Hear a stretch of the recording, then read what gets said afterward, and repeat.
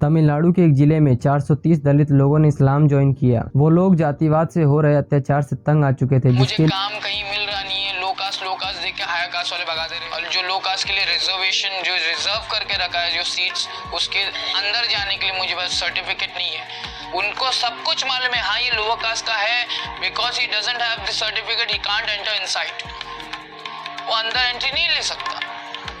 तो ये एक पेपर के ऊपर मेरी पूरी लाइफ डिपेंड है, मेरा पूरा फ्यूचर डिपेंड है, जिसके लिए उन्होंने इस्लाम ज्वाइन किया, क्योंकि ऐसा कहा जाता है कि इस्लाम में जातिवाद नहीं होता। प्रॉफिट मोहम्मद अपनी लास्ट स्पीच में ये कहा था, एक नॉन अरब अरब से ऊंचा नहीं है, एक अरब नॉन अरब से ऊंचा नहीं है, एक काला व्यक्ति सांवले व्यक्ति से ऊंचा नहीं है, एक सांवला व्यक्ति काले व्यक्ति से ऊंचा नहीं है। इस्लाम में इक्वालिटी है, जिसकी तसल्ली के लिए अगर आप गूगल करेंगे कास्ट सिस्टम इन इस्लाम तो आपको ये जवाब मिलेगा, does not recognize any caste system.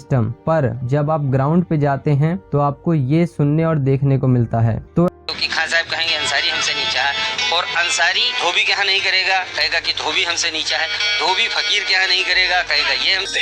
मुसलमान सब एक इस्लाम के मानने वाले हैं, और उस मस्जिद के अंदर से बाहर निकलिए, इस्लाम चला गया इधर, और क्या बोलता है शोषण आ जाता है आगे में। ऐसा कैसे हुआ, क्यों हुआ, आज हम ये जानने की कोशिश करेंगे कि वो इस्लाम जिसकी मूल विचारधारा ही इक्वालिटी की बात करती है, वहाँ जातिवाद और छुआछूत कैसे आ गया। ईस्टर्न एरिया में जो मुसलमानों को कास्ट के बेस पे बांटने का ग्राफ है वो ये है, जिसे सरकार भी यूज करती है उनको अलग अलग दर्जे में बांटने के लिए। इसमें सबसे ऊपर आते हैं अशरफ जो कि अपर कास्ट मुस्लिम माने जाते हैं, फिर आते हैं अजलत जो किसान या छोटे व्यापारी होते हैं, और उसके नीचे आते हैं अर्जल जिनमें वो लोग आते हैं जिन्होंने लोअर कास्ट हिंदू से इस्लाम ज्वाइन किया होता है। अजलत और अर्जल को मिलाकर उन लोगों को कहा जाता है पसमंदा। हालांकि कई लोग इस बात से इनकार करते हैं कि पसमंदा नाम का कोई सिस्टम नहीं है इस्लाम में। और प्रॉब्लम सिर्फ इतनी नहीं है, ये ग्राफ भारत के हर कोने पे अलग अलग होता है, और साउथ इंडिया की तरफ तो ये पूरा ग्राफ ही चेंज हो जाता है। वहाँ पे तलगत, अरबिक, मलाबरीस, ओसन, पुलास अलग अलग तरीकों से डिवाइड किया जाता है। और ये अलग इसलिए है क्योंकि मुस्लिम समाज में कोई एक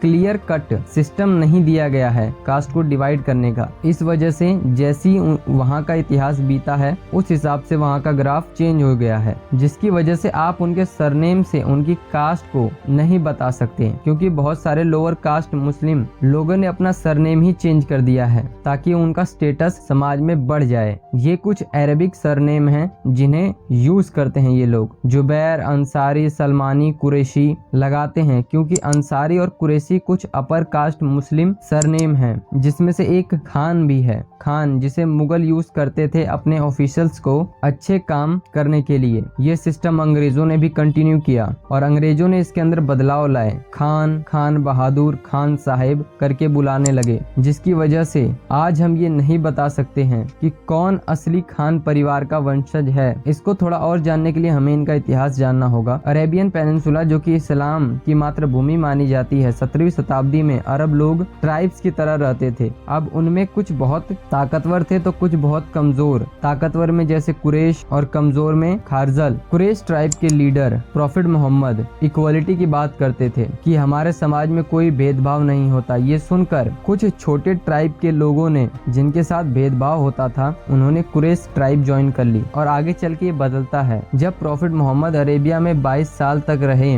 उन्होंने अपने विचारों को बढ़ाया, फिर उनकी मृत्यु हो जाती है। उनके बाद 4 लोगों को खलीफा बनाया जाता है और इस समय इस्लाम बढ़ रहा था। कई अरेबिक लोग दूसरे लोगों के साथ कनेक्ट हो रहे थे, जिसमें से एक एम्पायर था पर्शियन एम्पायर जो कि ईरान में था, पर ईरान का समाज इक्वल नहीं था, वो 4 समाजों में बटा हुआ था। पहला धर्म, दूसरा योद्धा, तीसरा गवर्नमेंट सर्वेंट और चौथे पे आते थे फार्मर, ट्रेडर्स, जो कि देखते ही आप समझ गए होंगे कि ये हिंदू समाज के ग्राफ से कितना मिलता जुलता है। और इस्लाम ने ईरान में एंट्री करी, फिर ईरान में इस्लाम आ गया, पर ईरानियन समाज जिस तरह से बटा हुआ था वो नहीं गया था, जिसकी वजह से ईरान में रहने वाले मुसलमानों के अंदर भेदभाव आना शुरू हो गया था और इंडिया के साउथ बेल्ट की तरफ मुस्लिम समाज 7वीं शताब्दी में ही आ चुका था और नॉर्थ इंडिया में 13वीं शताब्दी में फैला जब दिल्ली सल्तनत ने राज किया। उस समय इस्लाम में इक्वलिटी की बात होती थी, जिसकी वजह से कुछ लोअर कास्ट हिंदू लोगों ने इस्लाम ज्वाइन किया और कुछ